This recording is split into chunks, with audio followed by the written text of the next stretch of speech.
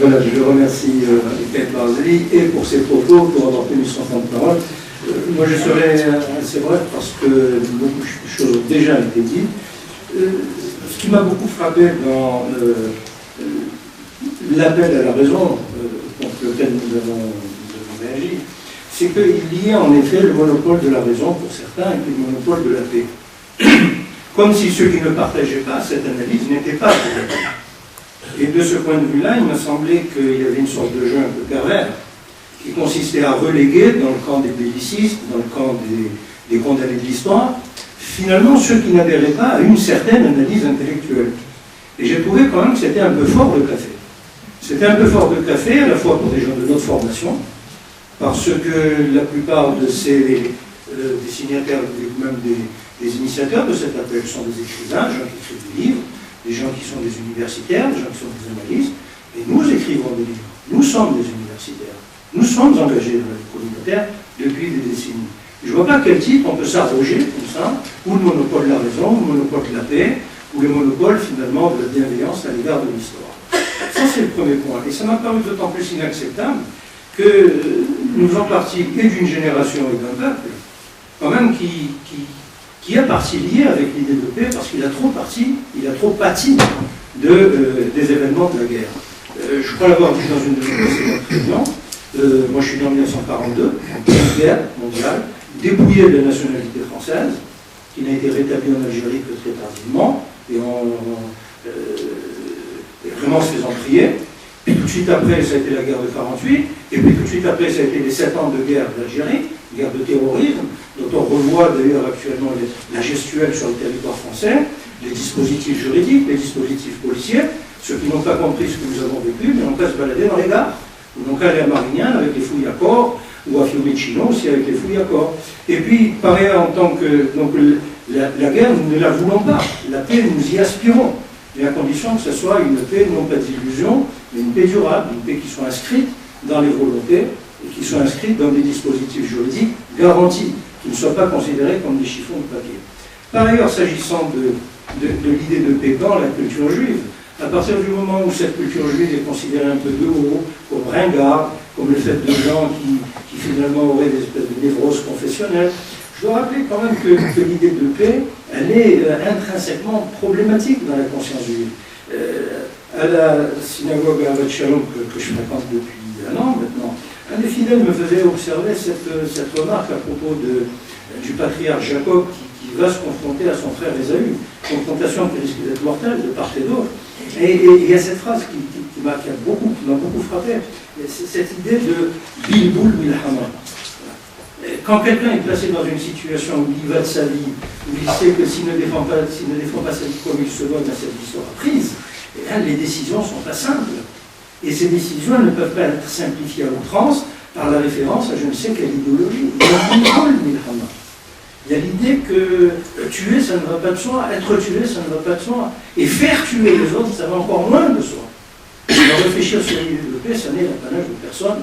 Comme l'a dit Michael Barzli tout à l'heure, ça ne peut pas être l'apanage d'un camp. Et je vais revenir en conclusion précisément sur cette notion de camp, sur cette notion de Mahamed.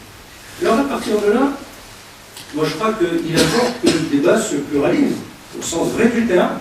Jusqu'à présent, l'idée de paix elle a été monopolisée, et monopolisée intramuros, les monopolisés extramuros n'ont eu le droit de s'exprimer à propos de leur conception de la paix que ceux qui étaient autorisés à prendre la parole dans les grands médias, parce que c'était un exercice de ventriloquie. On leur faisait dire ce qu'on avait envie d'entendre qu'ils disent.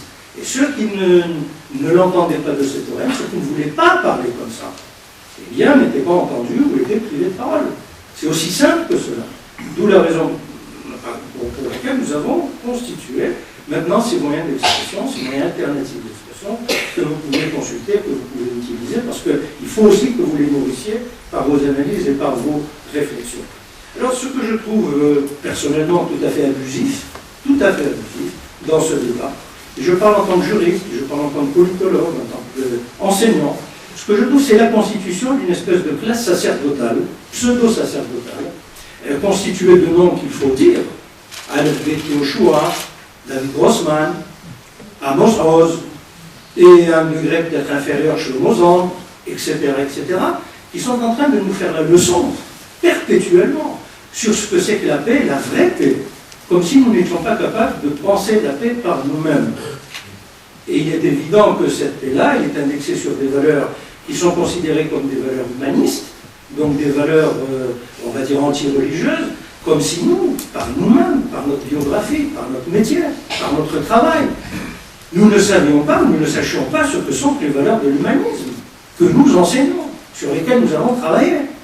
Alors oui, je crois que cette conception unilatérale de la paix qui aboutit à la division des esprits, qui aboutit à la partition du peuple juif, je crois que c'est une conception qui demande à être révisée.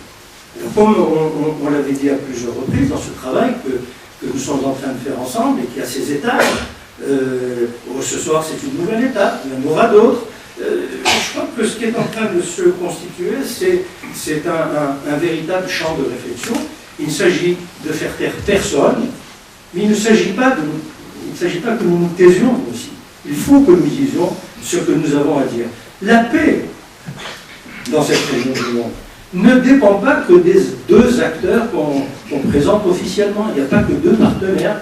Il n'y a pas que les Israéliens et les Palestiniens. Qu'est-ce qu'on a vu dernièrement? Encore une fois, j'y reviens. On a vu le président d'un État souverain, l'Iran, venir à quelques mètres. C'est même pas une frontière, la ligne de séparation du Liban et de l'État d'Israël. Venir déclarer à la face du monde que son projet c'était de détruire un autre État membre de l'ONU et sa population, sans que aucune protestation au niveau de cette même ONU se soit fait entendre. Quelle peut être l'importance, quelle peut être l'autonomie réelle des deux acteurs supposés régir cette question dans la région que sont Israël et les Palestiniens? Et il faudrait encore élargir cette analyse avec le retournement de la Turquie, avec cet axe maintenant Turquie, Syrie, Iran, où ce que l'Iran ne peut pas faire directement, il le fait sous-traiter par d'autres nations qui sont des nations obliquement belligérantes contre l'État d'Israël. Alors voilà, je ne vais pas plus loin, je voudrais juste arriver à quelques pistes de réflexion à ce propos. Je crois que dans cette affaire, il s'agit vraiment, puisque le thème est abordé, puisqu'il est rebâti, de déclarer la fin des idéologies et enfin la naissance de la pensée. Et la naissance de la pensée ne peut être que contradictoire. Personne ne peut avoir le monopole, je répète, d'aucun concept, sauf à dénaturer ce concept. Et il en est allé du concept de reforme, je répète, comme du concept de paix. Il n'y a pas de magistère à ce propos.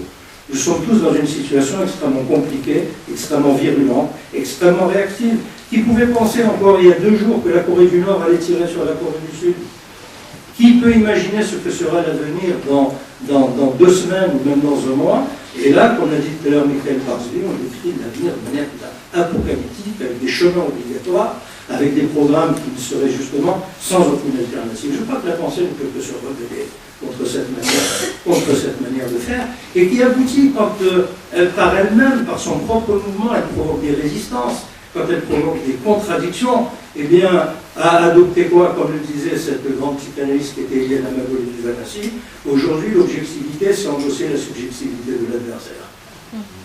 Et de ce point de vue-là, alors qu'en France, tant et tant d'hommes et de femmes de bonne volonté, au péril de leur tranquillité, luttent contre le boycott.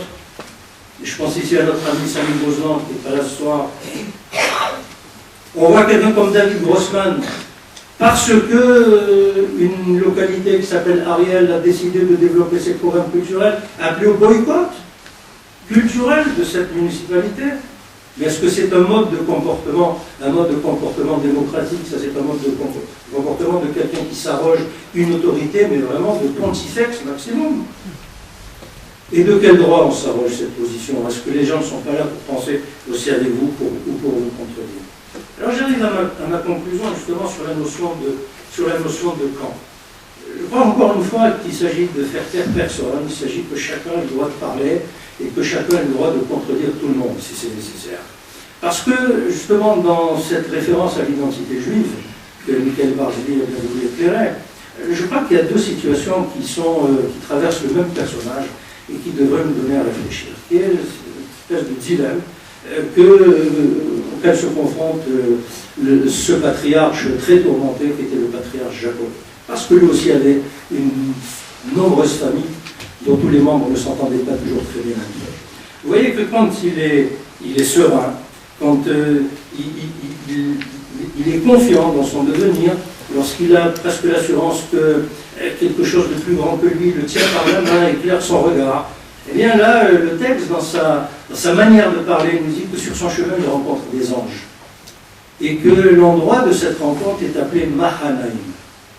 Mahanaïm en hébreu, ça veut dire le camp double, le camp au carré, le camp avec une double échelle. C'est-à-dire un camp pour le monde d'aujourd'hui, pour le monde qui vient.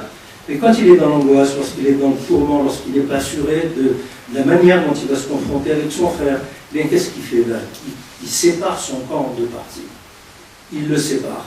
Et le texte nous dit qu'à ce moment-là, qu'il y avait deux camps.